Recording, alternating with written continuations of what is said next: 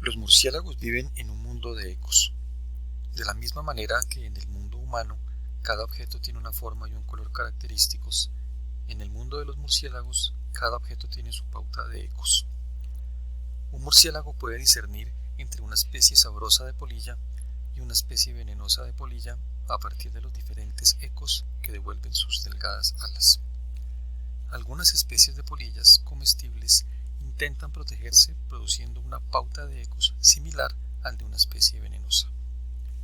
El mundo de la ecolocación es tan complejo y tormentoso como nuestro mundo de sonido y visión, pero lo obviamos por completo. La mente de Sapiens no puede comprender el mundo subjetivo de un murciélago. Lo que les acabo de leer es un relato de este libro, Homo Deus, de Yuval Noah Harari, un libro que recomiendo mucho, así como todos los libros de este autor. Pero, ¿qué tiene que ver ese relato acerca de la diferente percepción del mundo entre murciélagos y seres humanos con lo que sigue en nuestro curso, que es el estudio de los modelos moleculares para entender y calcular la viscosidad y el transporte de momentum? Bueno, pues eso lo vamos a ver en lo que resta de este video.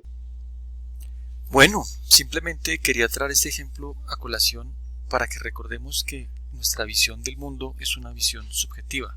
Nuestra experiencia del mundo, la forma en que lo percibimos, es subjetiva. Y aunque tengamos la impresión de que la materia es continua, que es un continuo, pues sabemos que no lo es. La materia está constituida de moléculas y átomos que no somos capaces de ver y percibir. Y así como no podemos percibir el mundo de la ecolocación de los murciélagos, tampoco somos capaces de percibir el mundo de las moléculas. Por ejemplo, por más que pensemos que el aire que se encuentra alrededor de nosotros en estos momentos está quieto, en realidad está compuesto por moléculas de oxígeno, nitrógeno y otros que se mueven en forma aleatoria, más o menos como se ilustra en este modelo. Hasta el momento en este curso hemos estudiado la materia como si se tratara de un continuo. Hemos obviado completamente el hecho de que está constituido por moléculas. Lo hemos hecho así en la parte previa del curso hasta esta semana y lo vamos a hacer en adelante también en el curso. Solamente por esta semana vamos a tomar el tiempo para mirar qué pasa en el mundo molecular.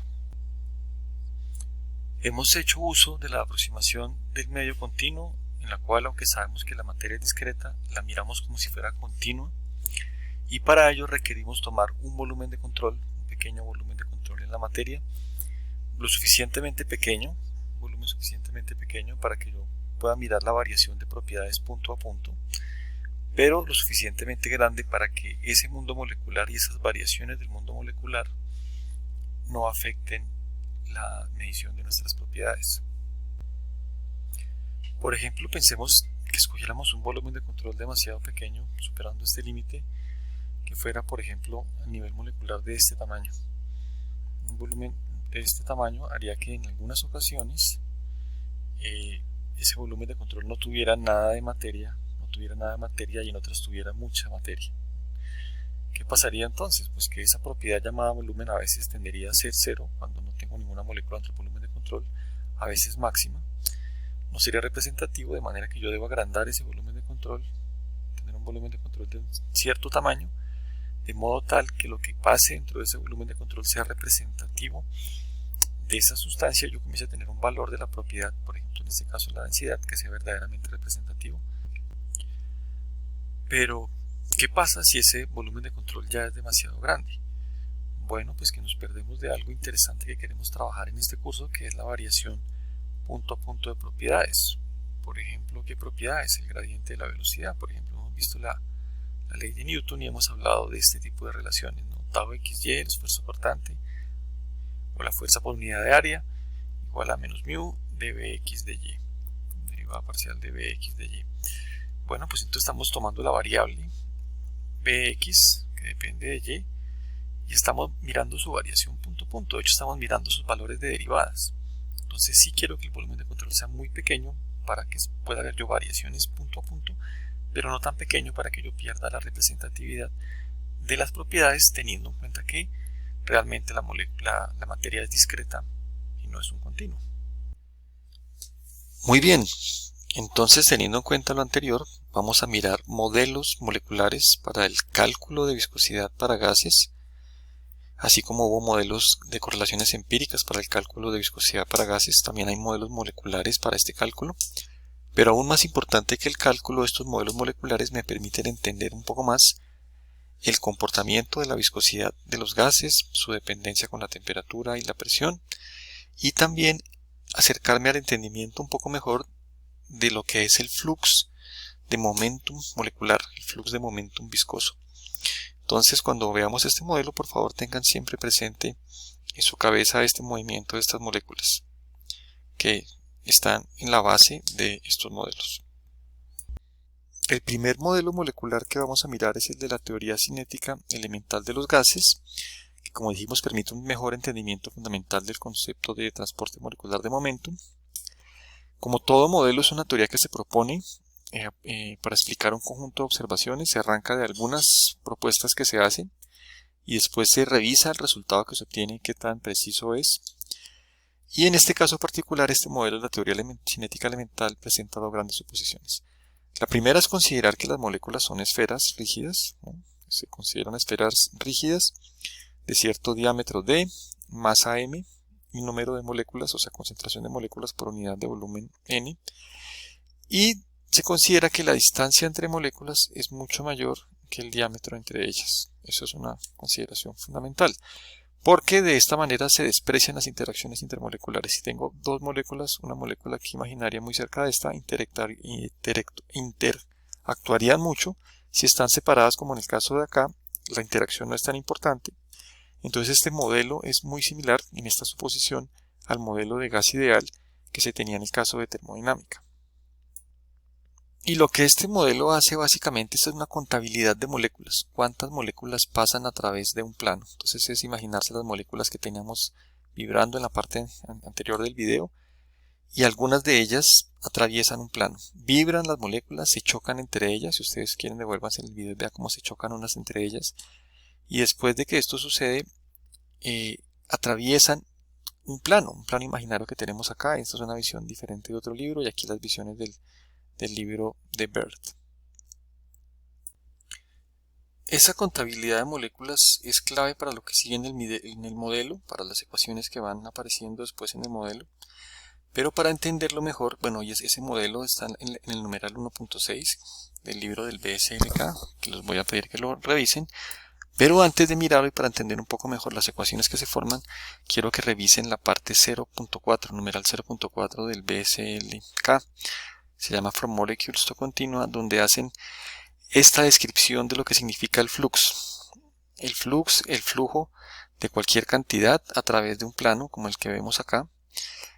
Revísenlo primero, tengan muy claro esto primero, porque se darán cuenta que para entender las ecuaciones de la teoría cinética elemental se está haciendo uso del concepto que está aquí involucrado, y es que pase materia, bien sea considerada como macroscópica, que no sería el caso de esta gráfica, como microscópica, que sí sería el caso de esta gráfica, tomar un plano muy pequeñito, cuánta materia, cuánto flujo másico, volumétrico o flux de momentum pasa a través de este plano, aquí microscópico, o también un plano molecular, que es el que se está mostrando en la teoría cinética elemental de los gases.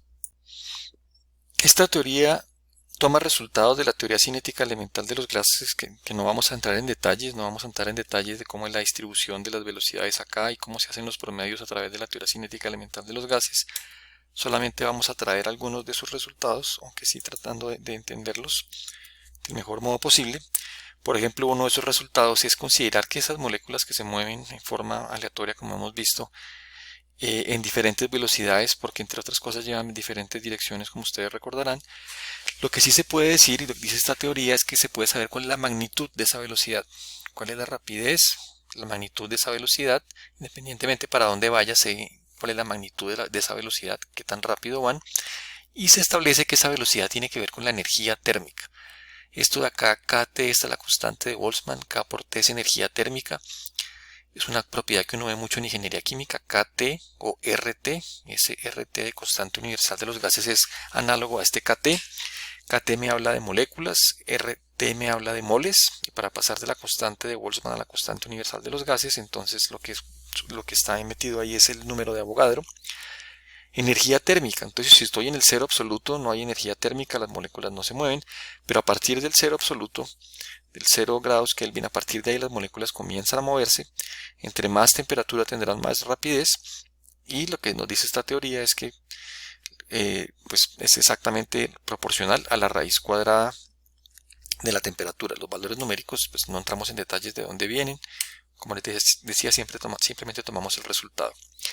Esta expresión de acá es importante, es el flux de moléculas y tiene que ver con lo que les decía, ¿no? Aquí se plantea un plano, este plano de acá, esto como es dos-dimensional no se ve, pero esto es un plano que sale de la pantalla del computador o del celular y se contabiliza cuántas moléculas pasan a través de ese plano. Se hace mirando el flux o el flujo y tiene todo que ver con lo que les mostraba de la gráfica 0,4. Para entender esta ecuación hay que irse al numeral 0,4 del BSLK para entender cómo se calcula el flux de cualquier propiedad, el flux de cualquier propiedad por unidad de volumen, y tiene que ver con esto. Es la velocidad por la concentración de esa cantidad. ¿Sí? Aquí este es un flux de moléculas. ¿Por qué?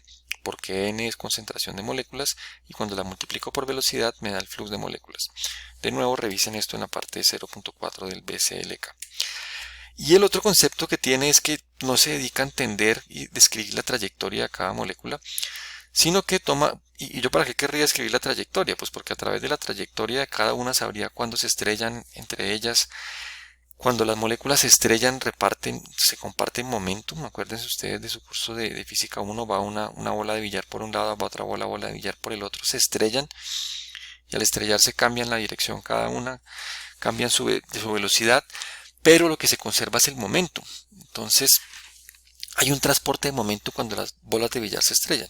Bueno, en esta teoría molecular pues se mira algo similar, pero de moléculas que se estrellan, y se reconoce que es demasiado difícil mirar la trayectoria de todas las moléculas y cómo se estrellan, pero hay un parámetro importante, que es la distancia promedio entre estrelladas. Entonces si vuelven a ver la parte anterior del video, mírenlo ustedes, sigan alguna molécula y se darán cuenta que en un momento se estrella, después vuelve y se estrella, después puede avanzar mucho y se estrella, después puede avanzar muchísimo y vuelve y se estrella, después se estrelló rápido, etcétera, etcétera.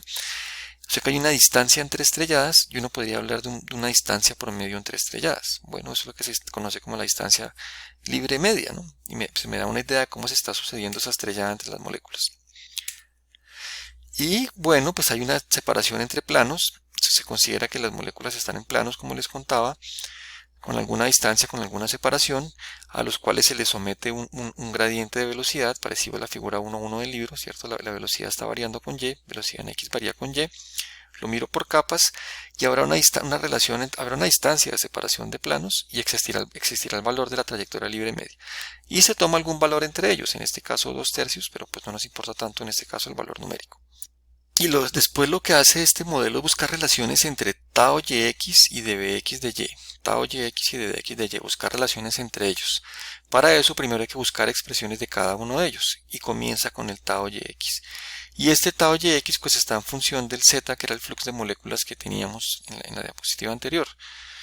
Y bueno, pues obviamente si tengo flux de moléculas, ¿no? Las moléculas están pasando a través de un plano, pues las moléculas que pasan a través de un plano, cualquiera de estos, pues transportan cosas, ¿no? Si esta cosita roja fuera una molécula que atraviesa este plano, pues se transporta a ella, pasa una molécula a través de ese plano, pero si la molécula trae una velocidad que es característica del plano de abajo, pues también está aportando esa velocidad, ¿cierto? Aporta esa velocidad Vx hacia los planos que están más arriba, aporta el X momentum. Si tiene energía cinética, si tiene energía interna, todo lo que tenga, si tuviera dinero entre el bolsillo, pues al pasar por acá aporta ese dinero, ¿no? Entonces yo puedo convertir el flux de moléculas al flux de momentum. ¿Cómo? Pues multiplicando el flux de moléculas z por el flux de x momentum, que pasa a través de este plano.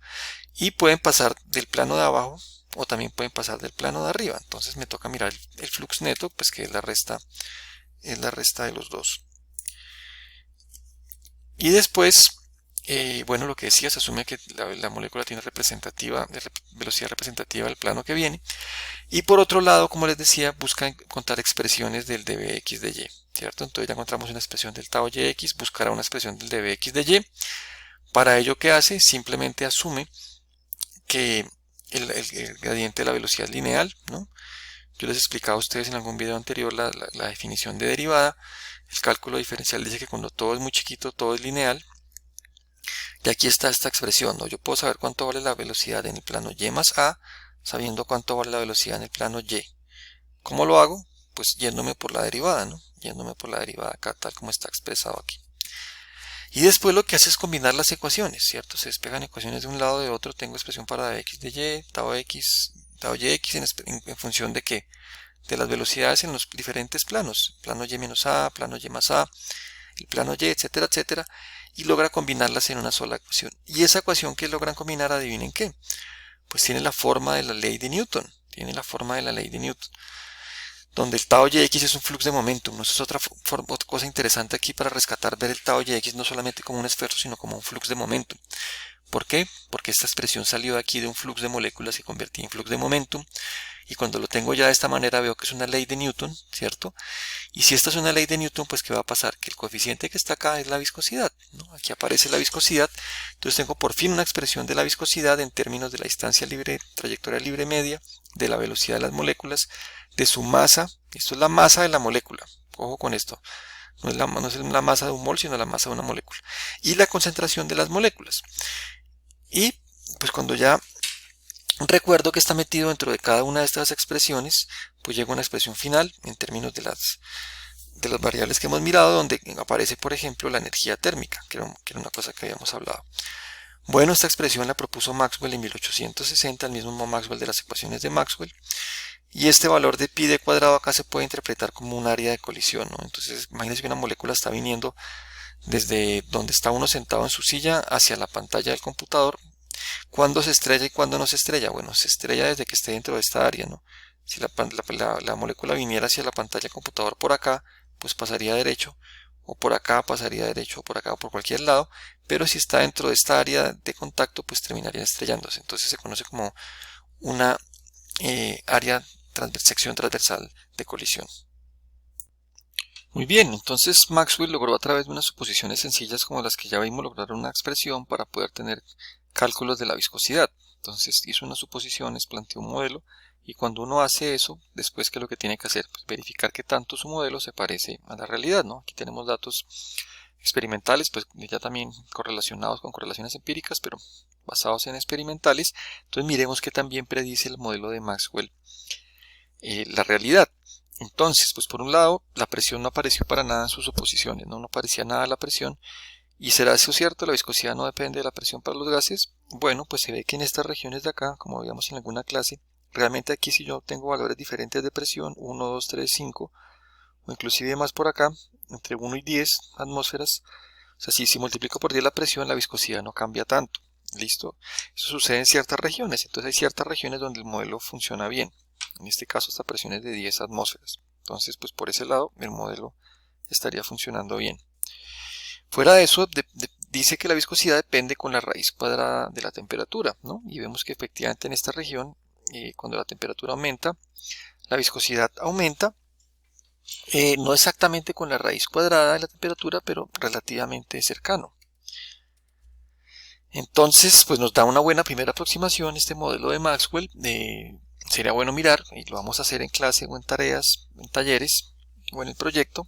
No sé, miramos que también se aproxima a este modelo, pero pues obviamente seguramente habrá modelos que lo hacen mucho mejor, modelos moleculares. ¿Por qué? Pues porque el modelo de Maxwell no tenía en cuenta para nada las fuerzas de interacción intermolecular, las fuerzas de atracción y fuerzas de repulsión.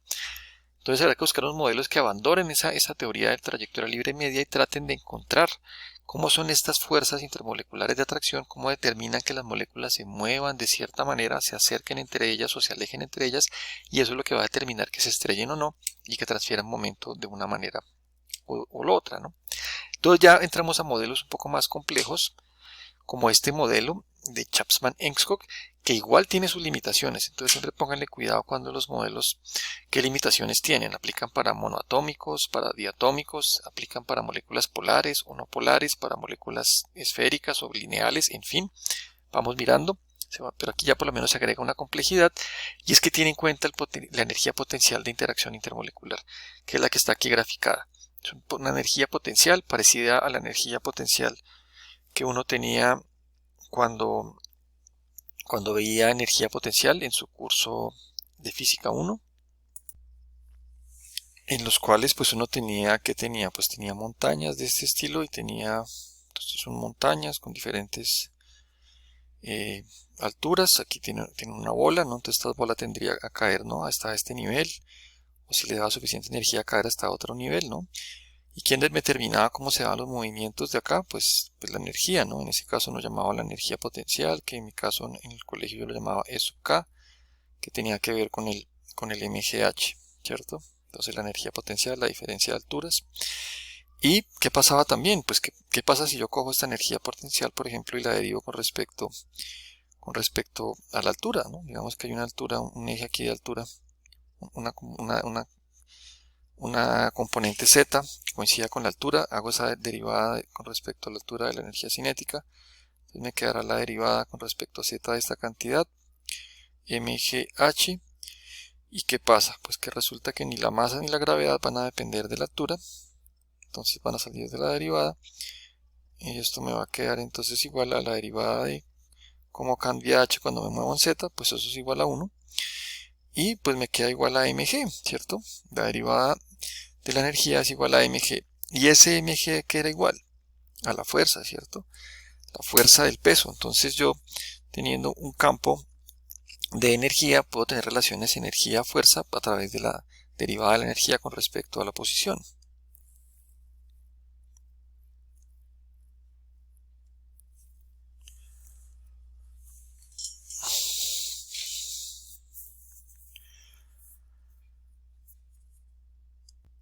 ¿Y cómo interpretaba yo eso? Bueno, que si yo quería moverme dentro de ese campo de energía, en este caso campo de energía potencial, si quería moverme en ese campo, pues me tocaba aplicar cierta fuerza, ¿no? Me tocaba vencer el peso, una fuerza para vencer el peso y poder mover, digamos, aquí en contra de ese campo de energía potencial, o al revés, si permito moverme, ¿no? Dentro del campo de energía potencial a favor, pues estoy produciendo cierta fuerza, estoy realizando cierto trabajo.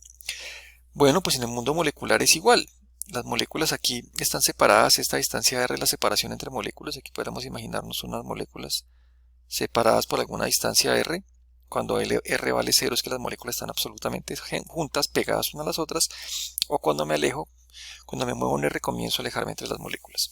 ¿Cómo pasa? ¿Qué pasa entre moléculas? Pues que cuando están muy juntas, yo no puedo hacer que una molécula pase a través de la otra, ¿cierto? Uno no puede atravesar paredes. Los fantasmas pueden atravesar paredes, pero pues los fantasmas no existen. Uno no puede atravesar la pared. Una molécula no puede pasar a través de la otra. Entonces, cuando la distancia tiende a ser 0, hay una energía de repulsión altísima, ¿cierto? Aquí está la energía potencial de interacción intermolecular, que es repulsiva cuando es positiva y es atractiva cuando es negativa. Entonces, cuando me acerco tiende al infinito la repulsión. Y cuando comienzo a alejarme llega a un punto donde van a estar muy cómodas. Ni siquiera va a haber repulsión, sino que atracción, y llega a un punto de mínima energía, que es donde van a querer estar. Esta es la distancia más cómoda.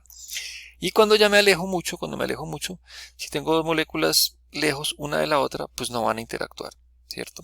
Y por eso es que la teoría del gas ideal y la ecuación de Maxwell que vimos puede funcionar en ciertos casos cuando la separación entre moléculas es muy grande, porque el potencial, que es una cosa real y existe, el potencial de energía de interacción intermolecular, pues tiende a 0 cuando me alejo mucho, cuando la distancia entre moléculas se agranda mucho. Entonces, como decíamos, dado mi energía potencial, en este caso de interacción intermolecular, yo tendré una fuerza relacionada con ese movimiento, como que las moléculas poderse mover con ese campo realizan una fuerza o ellas realizan una fuerza, o debo realizar fuerza sobre ellas para que se puedan movilizar de acuerdo a esta expresión, la derivada del campo.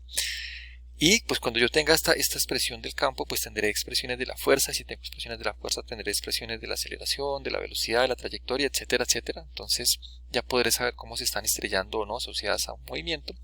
Lo que me tocará conocer es una expresión de la energía potencial de interacción intermolecular. Y hay varias expresiones, no entramos en muchos detalles, ni contamos muchas, pero sí mostramos una, que es la que describe el libro, que es la energía potencial de Lennard Jones. Aquí está esa expresión, entonces este coincide con lo que se ve acá. Hay una parte de la máxima atracción, que es este valor de epsilon acá, aquí lo vemos. Hay un valor aquí de un sigma, que tiene que ver cuando este valor sea 0, ¿no? Cuando no haya energía entre las dos. Tiene que ver con una especie de diámetro, una distancia característica. Y una parte del potencial que es positivo, que es repulsión, y una parte del potencial negativo, que es atracción. esta cae como R a la 1 sobre R a la 12 y esta cae R a la 6. Caen mucho más que el potencial de energía de atracción gravitacional. ¿Quién se acuerda? La energía potencial de atracción gravitacional era fuerza igual al producto de las masas por la constante universal dividido R cuadrado, o sea que disminuye con R cuadrado. ¿Sí? Cuando duplicaba la distancia, el potencial cae a una cuarta parte. Cuando triplicaba la distancia, el potencial cae a una novena parte. Estos caen mucho más rápido porque está a la 12, por eso es que esto es radical, ¿no? Al inicio es infinito la repulsión, pero rápidamente deja de haber repulsión porque cae a la 12. Y el de atracción también cae mucho más rápido que la atracción gravitacional, por ejemplo, pero no tan dramáticamente como el de R a la 12. Por eso tiene una forma un poco más suave que esta caída dramática que vemos acá. Bueno, y finalmente entonces aquí llega este modelo de Chapman-Enskog con el potencial de Lennard-Jones, pues a ecuaciones también de cálculo de la viscosidad que se parecen un poco a la de Maxwell, ciertas características, pero tiene otras diferentes, ¿no? Aparecen parámetros diferentes, aparece ese parámetro sigma que ya mirábamos que era, y aparece un parámetro omega de la viscosidad, omega sub mu, que se llama la integral de conición, y ya vamos a ver con qué tiene que ver ese omega. Bueno, pues ese omega tiene que ver con la energía térmica del kT y tiene que ver con el épsilon que veíamos en la diapositiva anterior. Entonces, si yo conozco omega y conozco épsilon, conozco sigma y conozco épsilon, bueno, si conozco épsilon puedo conocer este omega y conociendo sigma ya podría calcular la viscosidad para diferentes sustancias. Entonces, la gran pregunta es dónde puedo conocer los valores del parámetro de Lennard-Jones, sigma y épsilon para diferentes sustancias, y bueno, la respuesta es que está en diferentes tipos de tablas, como las que están en el apéndice E del libro. Entonces, para diferentes sustancias aparece el valor directo de sigma y aparece un valor de épsilon sobre K, a través del cual, conociendo el valor de épsilon sobre K, podrán conocer el valor de esta integral de colisión omega. En las siguientes tablas, aquí aparecen algunos valores discretos de diferentes valores que tienen que ver con épsilon sobre K contra omega. Aquí hay varias cosas interesantes. Algo parecido parece que pasa con la conductividad térmica, como verán en fenómenos 2. Y lo otro es que, bueno, esto aplica para cualquier sustancia, ¿no? Esta parte de aquí no vemos que sea específico de sustancias. Esta parte de acá sí era específico para sustancias, el sigma y el épsilon sobre K. Pero entonces la parte del omega lo pueden mirar acá en este tipo de gráfica, en este tipo de tabla, y en el libro no solamente hay tablas, no aparecen los valores discretos de la tabla, sino que también aparecen correlaciones, ¿no? Tomadas correlaciones numéricas para tenerlo acá, de tal modo que si uno tiene valor de epsilon sobre K para cierta temperatura, para la sustancia que necesite, que sea, pues aquí puede sacar el valor de omega, y con ese valor de omega y este valor de sigma, ir acá y hacer cálculos de la viscosidad. Y una vez hechos estos cálculos con ese modelo de Chapman-Enskog, uno igualmente podrá también comparar contra la realidad y ver qué tan bien o qué tan mal predicen estos modelos, tanto el de cinética elemental de Maxwell que ya vimos, o el que acabamos de ver de Chapman-Enskog, e inclusive contra las correlaciones empíricas, ¿no? Que es parte de lo que tienen que hacer en la parte final de su proyecto. Muy bien, dejamos por aquí este video para no alargarlo más. Vimos entonces la introducción a modelos moleculares para cálculo de viscosidad. Vimos dos modelos, el de Maxwell y el de Chapman-Enskog, con diferentes niveles de suposiciones. ¿Qué viene ahí después? Pues puedes ponerse a calcular valores de viscosidad, ver qué tanto se acercan a la realidad, en cuáles condiciones se acercan más, para cuáles tipos de sustancias, por cuál tipo de modelo, comparar eso contra correlaciones empíricas. Y también una cosa que veremos es tratar de entender un poco más el flux de momentum y el comportamiento de la viscosidad con base en los modelos que miramos. Entonces, recomendaciones: léanse el 0.4 primero, después el 1.6, y la parte del RPP o PPR pues está ahí porque simplemente hay más modelos. Entonces, por ahora no lo lean tanto, o leanlo si lo necesitan para el proyecto. Miren que les pide el proyecto leer qué tipo de modelos, o si no, básicamente la información fundamental es lo que pues vimos en este video y que está discutido en el BCLK. Nos vemos entonces en la clase del martes.